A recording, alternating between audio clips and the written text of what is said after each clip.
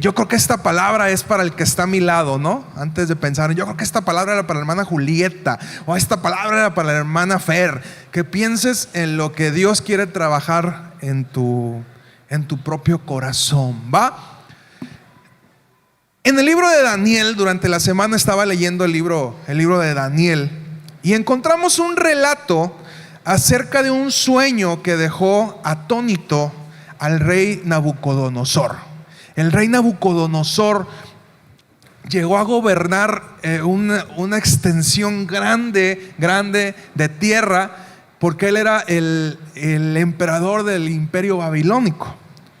Seguramente usted ha escuchado acerca de Babilonia. ¿Quién era Babilonia? Bien, antes de este relato nos encontramos con un primer sueño que tuvo el rey Nabucodonosor. Seguramente usted ha escuchado acerca de este sueño, donde era una estatua, tenía cabeza de oro, y iba bajando, era plata, después era hierro y después era barro. ¿Usted recuerda? Oro, plata, hierro y barro. Bien, recuerda usted seguramente esa historia. Y Dios usó a Daniel para darle revelación al rey Nabucodonosor acerca de ese sueño, y de tal, a través de ese sueño, Daniel fue establecido como el segundo más grande del reino. Solamente el rey estaba, era el jefe de los magos, de todo el mundo, el gobernador de Babilonia. Y también recordamos en el libro de Daniel la escena de Sadrach, Mesach y Abednego. ¿Ustedes saben quiénes son esos cuates? Sadrach, Mesach y Abednego, Misael, Ananías y Azarías. ¿Usted sabe quiénes son ellos? Eran los amigos de Daniel.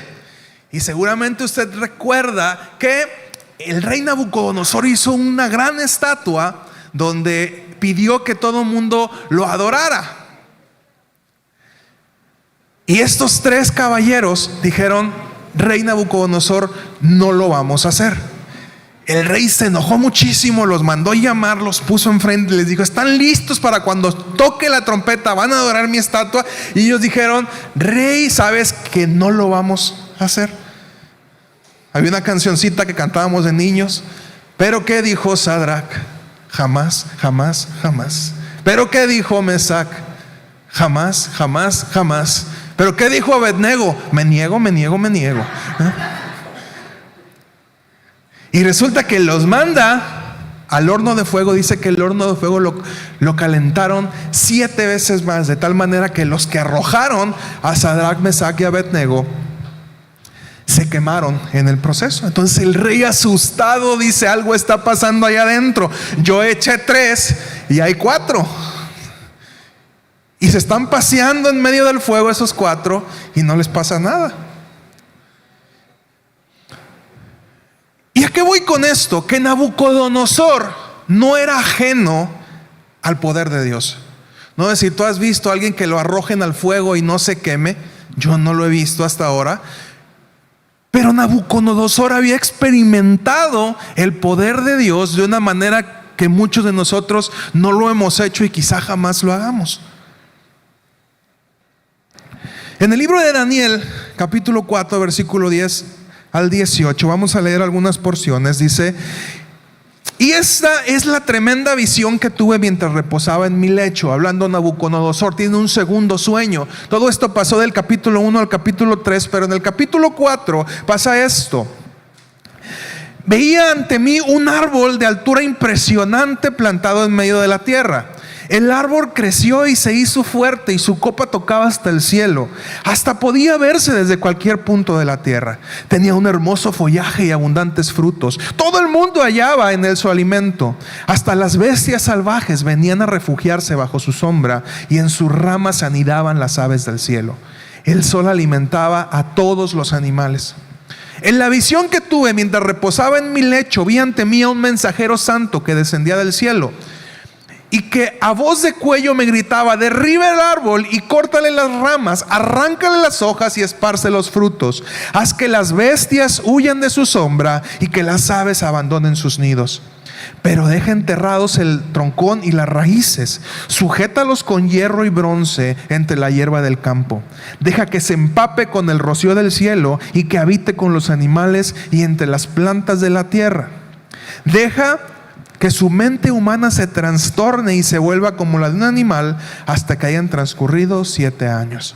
Los santos mensajeros han anunciado la decisión, es decir, el veredicto, para que todos los vivientes reconozcan que el Dios Altísimo es soberano sobre todos los reinos humanos y que se los entrega a quien quiere y hasta pone sobre ellos al más humilde de los hombres.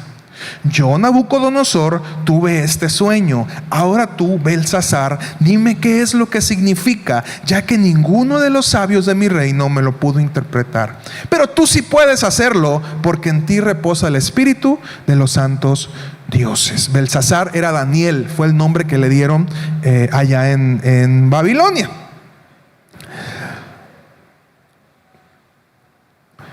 Daniel enfrentó en esos momentos una consternación tremenda, así lo explica la Biblia, porque le fue revelado. Imagínate, estás delante de un rey y tienes que darle una palabra no tan agradable. Ahorita no lo dimensionamos porque nos podemos poner bravos, ¿no? Imagínate, vas con el peje, le puedes gritar cosas, no te pasa nada, ¿no? Vas con el señor Andrés Manuel López Obrador. Pero en aquel entonces, que tú le faltaras el respeto a un rey te costaba la vida. En ese mismo momento, me cortan la cabeza vámonos, por hocicón, vámonos. Y él estaba consternado porque no sabía cómo decirle al rey la palabra tan tremenda que Dios estaba mandando. Y continúa en el versículo 24 diciendo Daniel: la interpretación del sueño y el decreto que el Dios Altísimo ha emitido contra su majestad es como sigue: usted será apartado de la gente y habitará con los animales salvajes, comerá pasto como el ganado y se empapará con el rocío del cielo. 7 años pasarán hasta que su majestad reconozca que el Altísimo es soberano sobre todos los reinos del mundo y que se los entrega a quien él quiere. La orden de dejar el troncón y las raíces del árbol quiere decir que su majestad recibirá nuevamente el reino cuando haya reconocido que el verdadero reino es del cielo. Por lo tanto, yo le ruego a su majestad aceptar el consejo que le voy a dar. Renuncie usted a sus pecados y actúe con justicia. Renuncie a su maldad y sea bondadoso con los oprimidos. Tal vez entonces su prosperidad vuelva a ser como la de antes. Y bueno, Nabucodonosor, que nuevamente experimentó el poder de Dios, la revelación de Dios a través de Daniel, dijo: bueno, no pasa nada. Y nos enseña la palabra que 12 meses después, o sea, 1 año, sucedió lo siguiente. Versículo 29. 12 meses después, mientras daba un paseo por la terraza del palacio real de Babilonia, exclamé: miren la gran Babilonia que he construido como capital del reino. La he construido con mi gran poder para mi propia honra. No había terminado de hablar cuando desde el cielo se escuchó una voz que decía: este es el decreto en cuanto a ti, rey Nabucodonosor. Tu autoridad real se te ha quitado. Y literal, como se había dado en el sueño, el rey Nabucodonosor se volvió loco en ese momento. Perdió la cordura, perdió la razón, de tal manera que quedó como los animalitos. Dice que sus uñas le crecieron como garras de animales, su pelo le creció, cubrió y andaba en el campo, un loco literal, brincando por todos lados, corriendo por todos lados, comportándose como un animalito. Los seres humanos tenemos algo que suele pasarnos. Cuando las cosas no andan bien, culpamos a Dios. Seguramente usted ha culpado a Dios cuando las cosas no le salen como usted. Dios, ¿por qué permites esto? ¿Alguna vez lo ha hecho usted? Puro santo aquí, perdóneme. Yo sí lo he hecho alguna vez. Disculpe usted, un pastor tan perverso como yo, predicándole a gente con tanta santidad como usted. Perdóneme de verdad.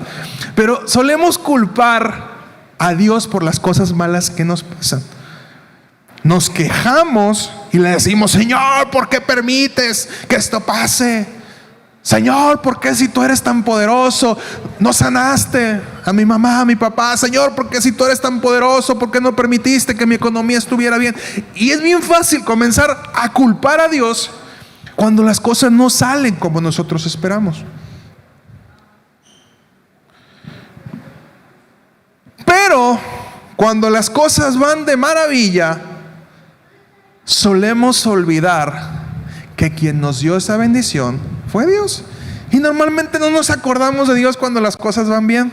Se nos olvida, nos acostumbramos a lo bueno porque somos re buenos para eso. Nos acostumbramos a que las cosas vayan bien y se nos olvida que todas las cosas proceden de Dios. Qué curioso es que Dios mismo le había dado esa autoridad a Nabucodonosor.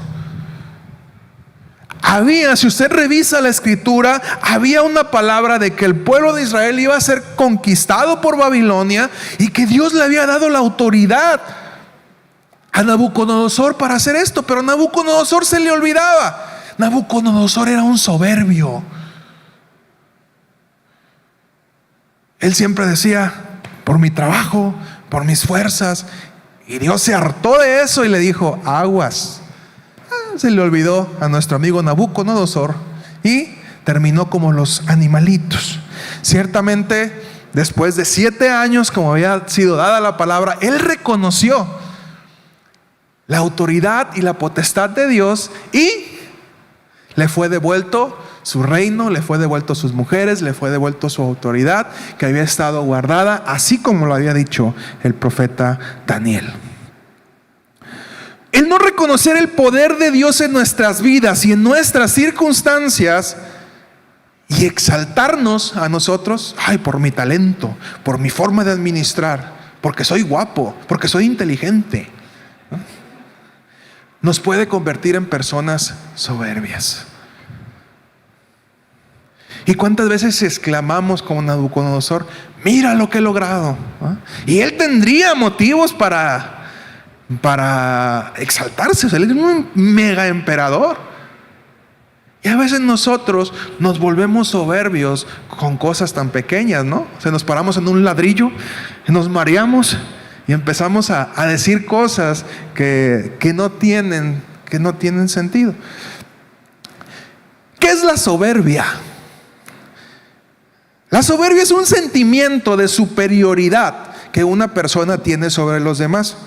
¿Cómo se manifiesta la soberbia? Se puede manifestar con una altivez y deseo de ser preferido a otros, la satisfacción por la contemplación de las propias prendas con menosprecio a los demás.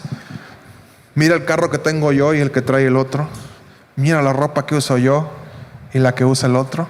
Soberbio.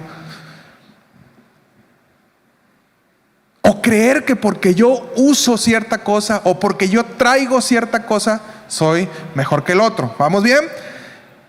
Acciones vanidosas. El soberbio es vanidoso. El cultivo de un desmedido ego. Y váyale poniendo palomitas a la que usted tenga. ¿Ve? Usted me va a decir: no, yo no, soy bien humilde, hermano. Desde ahí que dijo que era humilde, ya no es humilde. Expresión ostentosa de los propios atributos, habilidades y éxitos. ¿Cuánto he logrado? Miren, soy un profesionista. Lo que he hecho con mi esfuerzo, con mi vida, con mi talento, con mi tiempo, mis años. Centrar las conversaciones en hablar de lo que tú haces. No dar espacio para que otras personas hablen sobre sus éxitos. Una persona soberbia y orgullosa no suele pedir disculpas por sus errores. Se equivocan todos menos yo, ¿no? Y si me equivoco, me equivoqué por tu culpa. O sea, tú fuiste el causante de que yo me equivocara. Soberbia. La soberbia también puede llevar a las personas las manifestaciones de la soberbia te llevan a comparar frecuentemente. Una persona soberbia se la pasa comparando. Es que mira el esposo de la vecina, ese esposo sí la quiere, la pasea, la lleva, le compra, le hace. Exagerar. Un soberbio es exagerado. Un orgulloso, soberbio y orgullo van de la mano. Un soberbio es mentiroso, porque siempre está buscando exaltarse. Como el rey Nabucodonosor. Miren lo que he construido. Nabucodonosor, tú no lo construiste. Quien te dio la potestad y quien te dio la autoridad fue Dios. Y a veces nos brotan los Nabucodonosores. Un soberbio u orgulloso desestima las opiniones de los demás. Mi opinión es la que vale. Lo que tú comentes, no. Querer imponerse en cada situación en la que intervienen. Un orgulloso dice: lo que yo digo es lo correcto, y como yo no me equivoco, porque Dios me hizo tan perfecto y tan puro, entonces mi opinión es la única válida. ¿Cuántos orgullosos y soberbios hay en este lugar? ¿Nadie? Perdónenme, hermanos, perdónenme de verdad. Una persona orgullosa y soberbia, y ojo con esto porque viene hilado con lo que mi esposa estuvo hablando la semana pasada. Una persona orgullosa oculta sus defectos o incapacidades. Una persona orgullosa o soberbia cree que por dar a conocer sus errores se va a estimar como algo menor. Entonces no puedo mostrar que no soy tan perfecto como digo, y eso te lleva a vivir una vida de mentira y de engaño, a mostrar en redes sociales algo que no tienes, algo que no eres. Esa es una persona soberbia, orgullosa.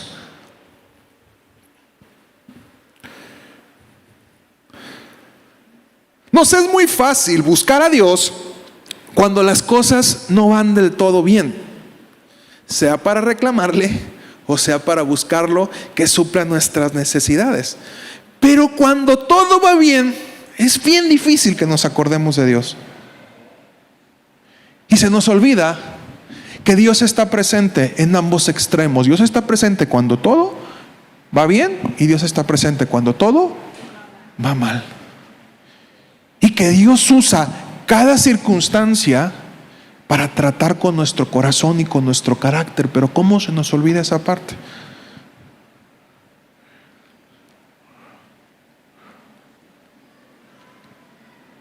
Deuteronomio capítulo 32 versos 29 al 31 dice lo siguiente: si tan solo fueran sabios y entendieran esto y comprendieran cuál será su fin.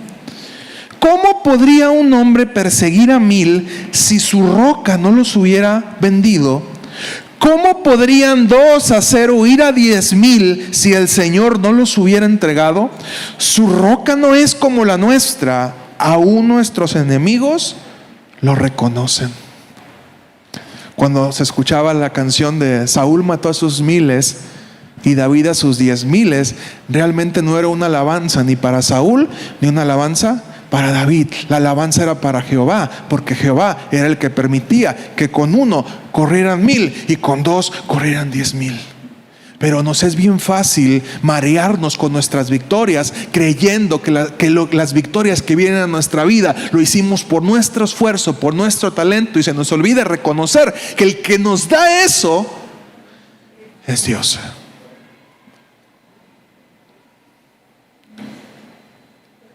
Así, Dios puede quitar lo que tenemos, y así Dios nos puede bendecir cuando Él quiere hacerlo. Pero se nos olvida muchas veces eso. No sé en qué extremo estés en este momento. Si estés del lado de Dios, ¿por qué? Porque siempre pasa lo mismo, Dios. O estés del lado que todo parece que va absolutamente bien, pero en ninguno de los dos puntos tienes que olvidarte que la gloria es de Dios.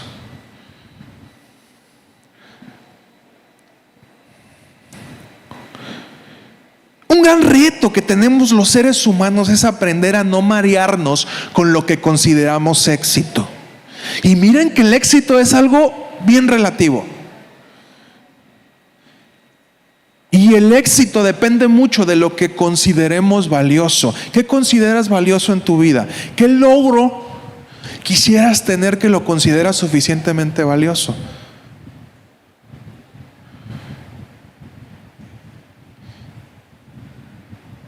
Y yo digo, siempre va a haber alguien que tenga algo mejor que tú. Siempre va a haber alguien que sea mejor que tú. Siempre. Para todo Cristiano Ronaldo hay un Messi, para todo Jordan hay un LeBron. O sea, siempre va a haber comparaciones, nunca vamos a tener el poder absoluto de todo. Para todo grande hay otro más grande, dice la Biblia. Pero se nos olvida mucho eso. Entonces nos mareamos los seres humanos con lo que consideramos un relativo éxito. Y se nos olvida buscar a Dios de la misma forma cuando estábamos en la necesidad a cuando estamos en el éxito. Y comenzamos a echarle la culpa a nuestra falta de búsqueda, a que tenemos un relativo éxito. Entonces Dios, ya no te puedo buscar de la misma manera porque tengo un negocio, porque tengo una empresa, porque tengo un buen trabajo. Y Dios dice, no, amigo, ¿es un impedimento, amigo? ¿Cómo no? Lo quitamos. A ver, ¿esto le estorba? A ver, yo le di esta bendición, yo quería que usted tuviera todos los medios, pero le estorba. Pues se la quitamos, mijo, mejor búsqueme. Ya no nos gustó, ¿verdad? Se nos olvida que Dios puede hacer esto. ¿Quién te da las bendiciones? Dios. ¿Quién te las puede quitar? Dios. Entonces, si esto es un impedimento, mijo, yo lo amo.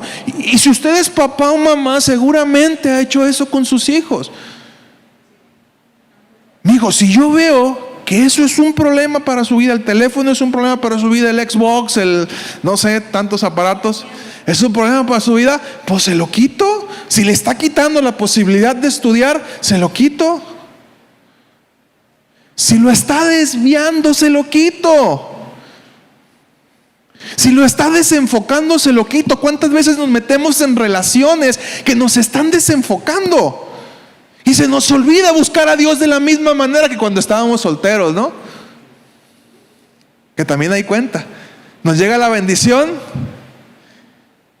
y se nos olvida buscar a Dios de la misma manera de la forma en la que lo estábamos haciendo. El rey Nabucodonosor tenía una lucha incesante con su ego. Dios había tratado con él, mostrándole que no era más grande que Dios.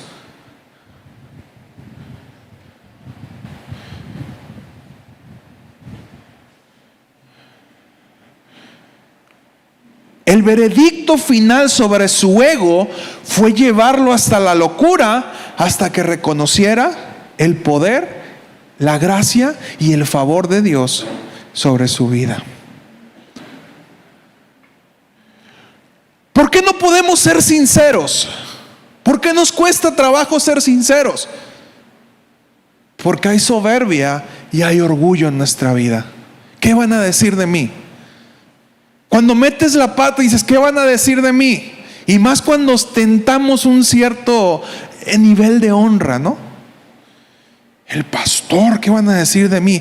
Sinceramente, y te lo digo, yo sé que a los ojos de Dios soy una persona especial e importante. Pero a los ojos de los hombres, ¿quién soy yo? ¿Qué es mi puesto de pastor? ¿Qué es? Soy un obrerillo. Viéndome yo y comparándome con los grandes generales de la fe, ¿quién soy yo? Un trabajadorcillo nomás.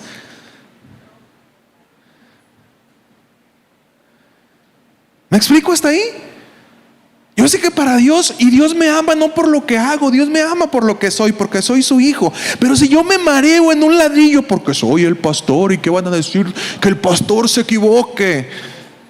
¿Qué cosa tan absurda estaría haciendo?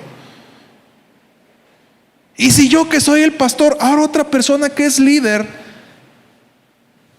que si lo quieres ver en un asunto organizacional, está en un grado inferior a mí, ¿qué te hace sentir que perder tu lugar del liderazgo vale más que tu vida?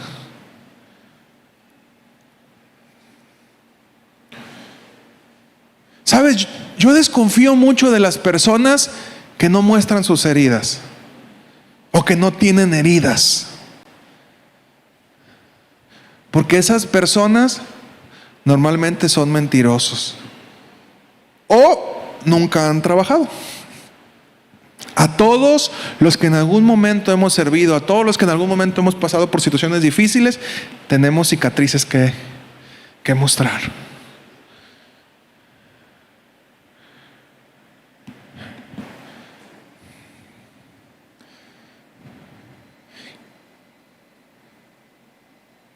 Una persona soberbia no puede ser sincera porque siempre está sobreestimándose a sí mismo.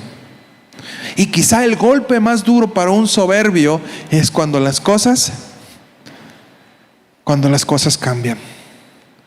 El libro de Santiago capítulo 4 versículos 6 y 7 dice: pero Él nos da mayor ayuda con su gracia. Por eso dice la Escritura: Dios se opone a los orgullosos, pero da gracia a los humildes. Otras versiones dicen: Dios se opone a los soberbios, pero da gracia a los humildes. Así que sométanse a Dios, resistan al diablo y Él huirá de ustedes, de vosotros.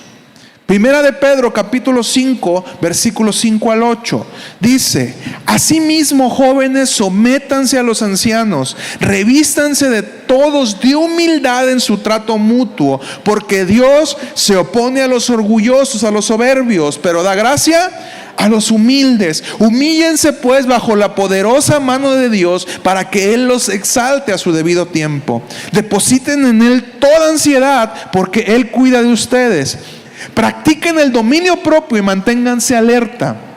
Su enemigo, el diablo, ronda como león rugiente, buscando a quien devorar. Dios nos ordena mantenernos humildes. La humildad es el principal enemigo de la soberbia. Donde hay humildad, no puede existir ni el orgullo ni la soberbia. Y estamos en un constante estira afloja. O nos vamos para la humildad o nos vamos para la soberbia. Y hemos confundido mucho la humildad con la pobreza. Y no es así. Son dos cosas muy aparte. Hay pobres orgullosos y soberbios, como hay pobres humildes. Y hay ricos orgullosos y soberbios, como hay ricos humildes. No tiene que ver una cosa con la otra en absolutamente nada. Y solemos confundir mucho eso. Decimos, cuando una persona no tiene mucho dinero, es una persona muy humilde. Y la verdad es que no es cierto. Yo lo he dicho, me tocó estar en una prepa medio fifí. Yo ahí me sentía bien pobre en ese entonces, comparado con todos mis compañeros, ¿verdad? Yo me sentía que no me merecía nada de ahí, y aparte de mis asuntos de identidad en esa etapa de la prepa. Pero me di cuenta de una cosa: los que más tenían dinero, los que de verdad tenían dinero, eran personas bien a todo dar. Y los que ahí medio tenían eran los más sangrones. La soberbia no tiene que ver con la cantidad de dinero, la cantidad de cosas, sino tiene que ver con una condición de nuestro corazón. Romanos capítulo 12, versículo 1 al 3 dice: por lo tanto, hermanos, tomando en cuenta la misericordia de Dios, les ruego que cada uno de ustedes, en adoración espiritual, ofrezca su cuerpo como sacrificio vivo, santo y agradable a Dios. No se amolden al mundo actual, sino sean transformados mediante la renovación de su mente. Así podrán comprobar cuál es la voluntad de Dios, buena, agradable y perfecta. Bien, es un piropo, chicos, apréndanselo. Para las chicas, díganle: es que tú eres como la voluntad de Dios, hermosa. ¿Cómo? Buena, agradable y perfecta. Un piropo bíblico para que se lo aprendan, ¿eh? ¿Bien? No digan que yo se los conté. La humildad. ¿Qué es la humildad? La humildad es tener un concepto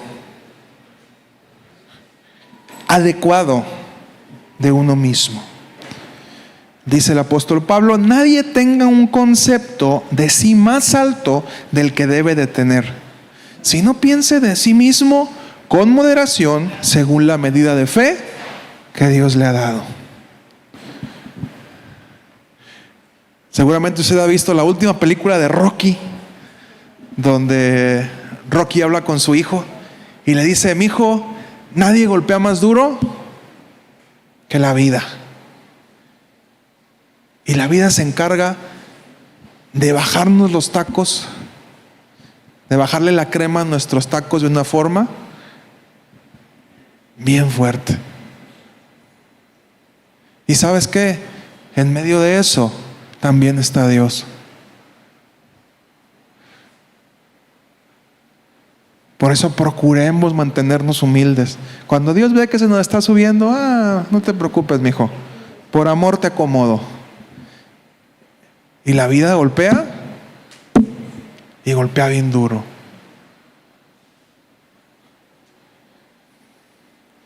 Dios espera que tengamos ese concepto claro de nosotros mismos, porque en ese momento sabremos que todas las bendiciones que llegan a nuestra vida no vienen por nuestras fuerzas, no vienen por nuestro talento, no vienen por nuestras habilidades, por nuestra gracia, por lo buenos y guapos que somos.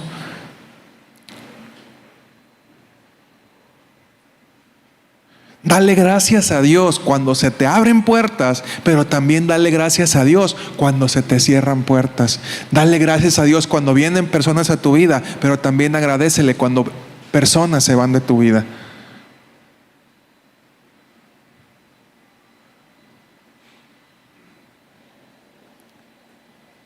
La soberbia también nos quita la posibilidad de ser agradecidos, porque nos hace creer que cuando las cosas van bien es por nuestros méritos, pero cuando van mal es culpa de Dios.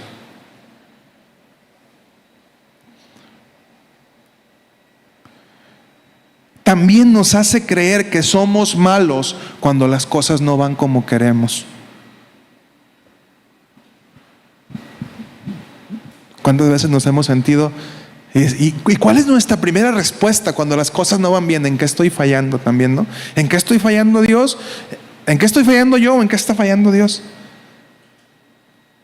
Y Dios dice: no, son partes de la etapa de la vida. Quisiéramos que la vida fuera así, cuando en realidad es así, ¿no?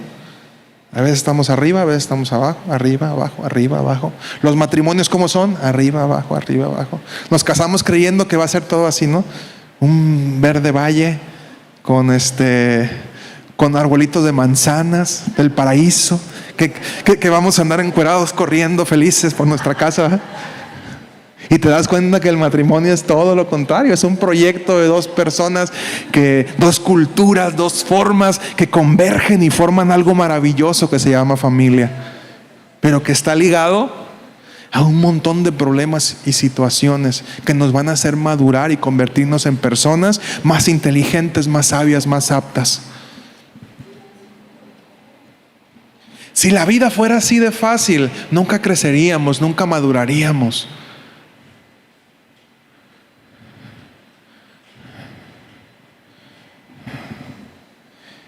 Dios tiene planes en todo lo que nos sucede, pero el orgullo y la soberbia muchas veces no nos dejan verlo. El orgullo y la soberbia son como un pañuelo en los ojos, como un parche en los ojos que no nos deja ver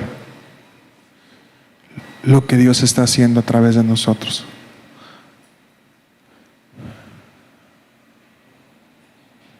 ¿Qué puedes perder cuando confiesas tu pecado? ¿Qué pierdes? El orgullo. ¿Y te sirve de algo? No. ¿Qué pierdes cuando hablas acerca de tu vida? Por lo que te estorba. ¿Tiene algo de malo? No. Te liberas. No hay un momento ¿Cuántos de ustedes han tenido un día muchas ganas de ir al baño? De esas veces que ya vas perdiendo la batalla, ¿verdad? Que vas así. ¿Ya? Y llegas al baño y ¿cómo se siente ese efecto? Liberador, o sea, no hay momento tan feliz como ese, ¿no? Por eso se llaman necesidades básicas. Cuando tú vas al baño, cuando comes, cuando tomas agua, ves que tienes mucho calor. Y yo en serio, el agua más rica que he probado es quizá el agua más sucia que he tomado. Íbamos subiendo el cerro de Compostela y allá arriba hay un ojito de agua. Venía soleado que no podía con mi alma. Y cuando llego al ojito de agua y sientes así el agua fresca de allá del monte, hasta te echas en la cabeza y sientes la alegría y la felicidad. ¿Por qué? Porque se llaman necesidades básicas. ¿Sí? Cuando tú liberas tu alma de lo que traes, cuando vences el orgullo y la soberbia y sacas toda la basura que traes, hay un momento liberador, reparador en tu alma. ¿Te va a tocar vivir consecuencias? Sí, pero es más duro, porque tarde o temprano todo lo oculto sale a la luz. Es más duro. Como te digo, la vida golpea bien duro. Cuando las cosas salen a la luz sin que nosotros las liberemos, es bien duro, bien feo. ¿Qué mejor que mantenernos en un constante escrutinio y decir, no soy tan bueno como creen que soy? Sí, pero hay gente que sí lo cree, Mónica. Y hay gente que quiere mantener esa imagen de persona buena. ¿Me explico? Queremos mantener una imagen de personas buenas, queremos mantener una imagen de personas inteligentes, de personas sabias, cuando lo cierto es que muchas veces no lo tenemos.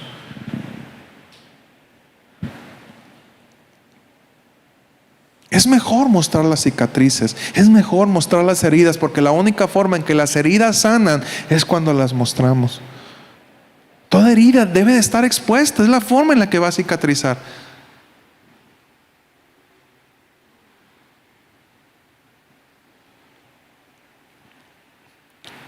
Y no sé si después de todo esto que hayamos hablado, crees que hay soberbia u orgullo en tu corazón. Una persona soberbia carga con envidia porque nadie le puede ir mejor que él. Porque el otro sí tiene y yo no. Se siente inferior y no se goza con las bendiciones del otro. Alcanzaste un éxito, en vez de enojarme o molestarme, tendría que darme gusto lo que tú estás logrando, ¿no? Una persona con humildad lo ve así. A lo mejor a mí no me está yendo bien, pero a Fer sí. Qué padre, Fer, me gozo contigo. A lo mejor me invita a algo de su bendición, ¿no? Y una persona orgullosa o soberbia no permite que le vaya bien al otro porque siempre le tiene que ir bien a él. Ay, mira el hermano lo que trae, los tenis. Ay, no sé por qué él sí tiene. Yo tengo que comprarme unos mejores. Pero yo soy mejor que él. ¿Bien? ¿Cuántas veces nos dejamos guiar por esos pensamientos y vivimos atados a cosas que no valen la pena por el orgullo, la soberbia que traemos en nuestro corazón?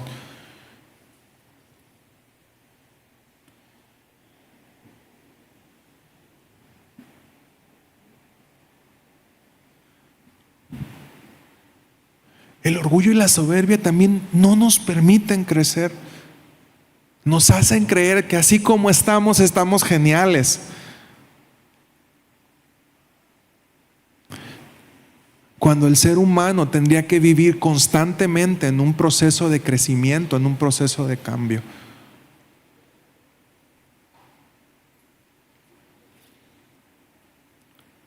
El orgullo y la soberbia nos hace cerrar nuestro corazón hacia escuchar a las demás personas que nos llaman la atención, que nos quieren ver crecer, pero como nosotros consideramos que ya somos perfectos, pues no abrimos a lo que los demás dicen. ¿Me explico? Y quiero que te pongas de pie.